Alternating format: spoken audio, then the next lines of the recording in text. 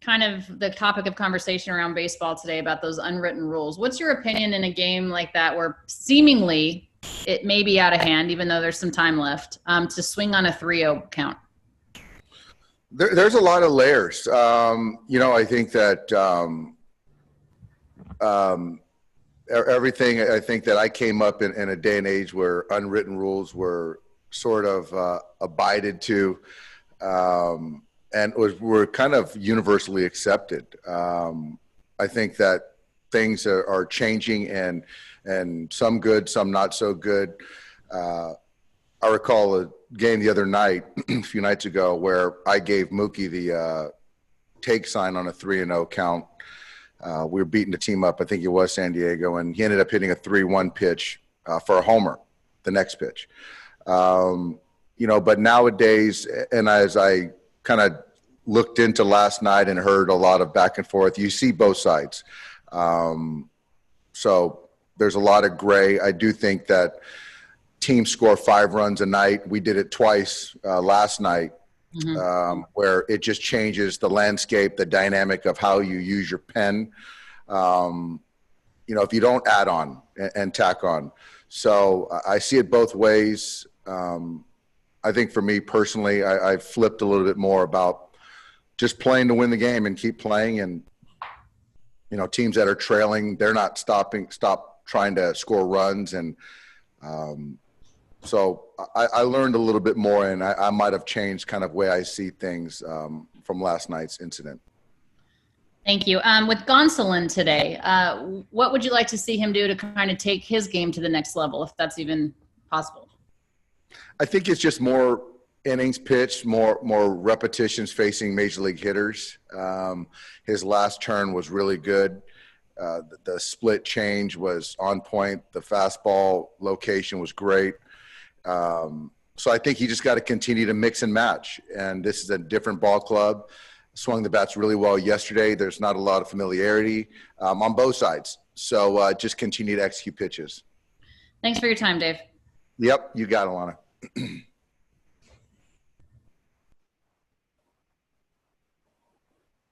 Next question from Dave Bassett. Go ahead, Dave. Dave, is it fair for people to be wondering why the Rangers pitcher Ian Gibaut just got suspended for 3 games throwing behind Machado, and Joe Kelly got 8 games? Is that a fair question to ask? Yeah, that's a very fair question.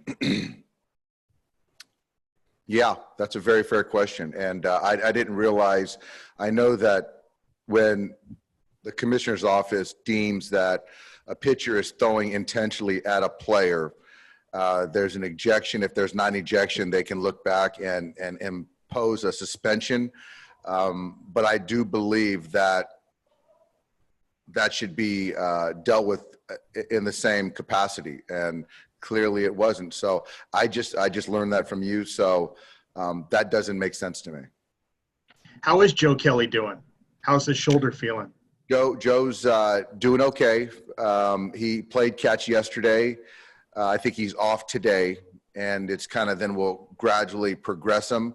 So as he is on the IL, then at some point he's going to be active to then serve his suspension. At that point, whenever that is, he'll be ready to go. But right now he's still going through his progression. Thanks, Steve. Yeah. Next question from Jorge Castillo. Go ahead. Dave, just on the Tatis thing again, just zooming out. Do you think it's a problem for Major League Baseball that instead of talking about the talent that he is and what he did last night, we're here talking about, unwritten rules and the ball being thrown behind Machado? Is that a problem that Major League Baseball just continues running into, in your opinion, or do you think it's all well and good? I think this is it's a topic that I think fans, media enjoy talking about. I think that internally the Padres are taking care of it.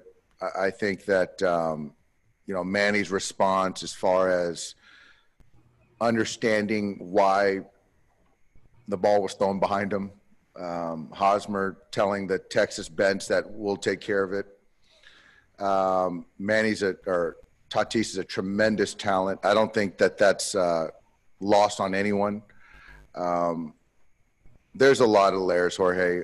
I think that the unwritten rules certainly have changed, should change. And, the more each passing day, we've got to continue to break some of those rules, and that's a good thing. Chris, Woodward's I'm sure still a friend of yours. Have you talked to him? No. That's something that I'm happy I'm not mired in. Okay. And we haven't seen. I don't think we've seen a lineup yet. Is anybody in particular out, or day after? No, it'll be Austin catching. It'll be Muncie at first, Kike at second, Corey, then JT, then Taylor, Bellinger, and Betts, and then AJ will be the DH.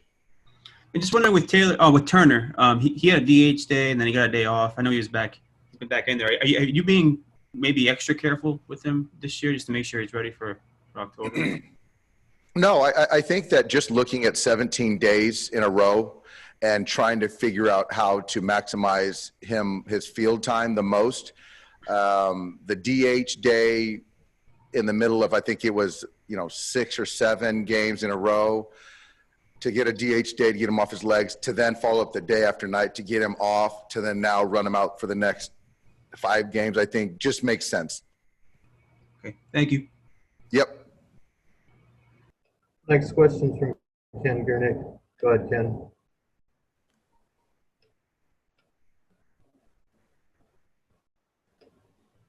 Here we go. Hi, Kenny. Okay. Hi, Dave. 2 things. Getting back to Kelly, in the original suspension, it was mentioned that he's a repeat offender, and that probably is one of the reasons why his penalty was so bad. And he's going to be a repeat offender for the rest of his career. So isn't this something that he has? Not only does the club have to be aware of, but he has to be aware of that if he gets involved in anything, he's going to be dealt with more harshly than someone who hasn't been an offender. That's absolutely fair. I didn't think about it when I heard the question earlier from David, and I think that gives me more context. And I do believe that, the repeat offender, if that's the commissioners and that's what's been deemed the history, I certainly think that that's a fair way to look at it. Okay, and also Alex Wood, can you update his situation?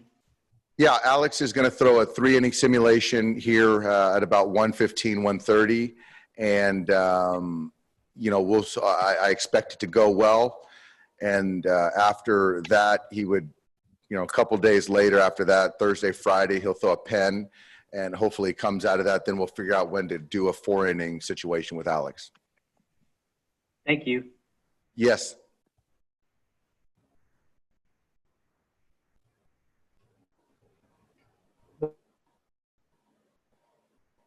Next question from Bill Plunkett. Go ahead, Bill. Hey, Dave.